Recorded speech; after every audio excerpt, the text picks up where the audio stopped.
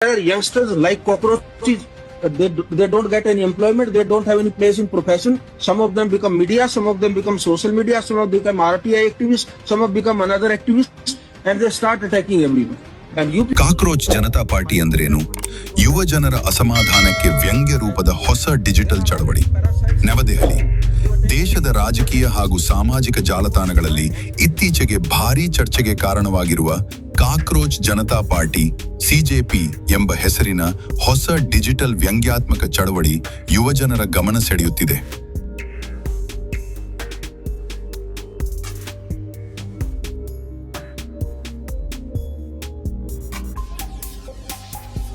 ಮುಖ್ಯ ನ್ಯಾಯಮೂರ್ತಿ ಸೂರ್ಯಕಾಂತ್ ಅವರು ನಿರುದ್ಯೋಗಿ ಯುವಕರು, ಸಾಮಾಜಿಕ ಜಾಲತಾಣ ಬಳಕೆದಾರರು ಅಥವಾ RTI ಕಾರ್ಯಕರ್ತರನ್ನು ಕಾಕ್ರೋಚ್ಗಳಿಗೆ ಹೋಲಿಕೆ ಮಾಡಿದರೆಂಬ ವಿವಾದಾತ್ಮಕ ಹೇಳಿಕೆಯ ಹಿನ್ನೆಲೆ ಈ ಚಳವಳಿ ಹುಟ್ಟಿಕೊಂಡಿದೆ ಎನ್ನಲಾಗಿದೆ. ಇದಕ್ಕೆ ಪ್ರತಿಕ್ರಿಯೆಯಾಗಿ ಸಾಮಾಜಿಕ ಜಾಲತಾಣಗಳಲ್ಲಿ ವ್ಯಂಗ್ಯ ರೂಪದಲ್ಲಿ ಆರಂಭವಾದ ಈ ಚಳವಳಿ ಕೆಲವೇ ದಿನಗಳಲ್ಲಿ ವೈರಲ್ ಆಗಿ ಬೆಂಬಲ ಪಡೆದುಕೊಂಡಿದೆ. ಕನ್ನಡದಲ್ಲಿ ಈ ಚಳವಳಿಗೆ ಅಧಿಕೃತ ಪದಪ್ರಯೋಗ ಇಲ್ಲದ ಕಾರಣ ಸುದ್ದಿ ಮತ್ತು ಸಾಮಾಜಿಕ ಜಾಲತಾಣಗಳಲ್ಲಿ ಇದನ್ನು ಕಾಕ್ರೋಚ್ ಜನತಾ ಪಾರ್ಟಿ ಎಂದೇ ಉಚ್ಚಾರಣಾ ಆಧಾರಿತವಾಗಿ ಬಳಸಲಾಗುತ್ತಿದೆ. ಯಾರು ಸ್ಥಾಪಿಸಿದರು? ಈ ಡಿಜಿಟಲ್ ಚಳವಳಿಯನ್ನು ಅಭಿಜಿತ್ ದೀಪ್ಕೆ ಎಂಬುವರು ಆರಂಭಿಸಿದ್ದಾರೆ ಎನ್ನಲಾಗಿದೆ. ಪಕ್ಷದ ಪ್ರಣಾಳಿಕೆಯಲ್ಲಿ ಏನಿದೆ? ಈ ವ್ಯಂಗ್ಯಾತ್ಮಕ ಪಕ್ಷದ ಪ್ರಣಾಳಿಕೆಯಲ್ಲಿ ಸೋಮಾರಿಗಳು, ನಿರುದ್ಯೋಗಿಗಳು ಹಾಗೂ ಯಾವಾಗಲೂ ಆನ್ಲೈನ್ನಲ್ಲಿ ಇರುವವರ ಪರ ಎಂಬ ಹಾಸ್ಯ ಸಂದೇಶವಿದೆ.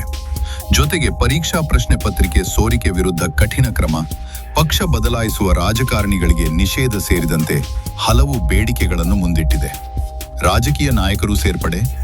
ಈ ಆನ್ಲೈನ್ ಚಳವಳಿ ಎಷ್ಟರ ಮಟ್ಟಿಗೆ ವೈರಲ್ ಆಗಿದೆ ಎಂದರೆ, ತೃಣಮೂಲ ಕಾಂಗ್ರೆಸ್ ಪಕ್ಷದ ಸಂಸದರಾದ ಮಹುವಾ ಮೊಯ್ತ್ರಾ ಹಾಗೂ ಕೀರ್ತಿ ಆಜಾದ್ ಕೂಡ ಸಾಮಾಜಿಕ ಜಾಲತಾಣಗಳ ಮೂಲಕ ಪಕ್ಷ ಸೇರಿದ್ದೇವೆ ಎಂದು ಹಾಸ್ಯಾತ್ಮಕವಾಗಿ ಪ್ರತಿಕ್ರಿಯೆ ನೀಡಿದ್ದಾರೆ.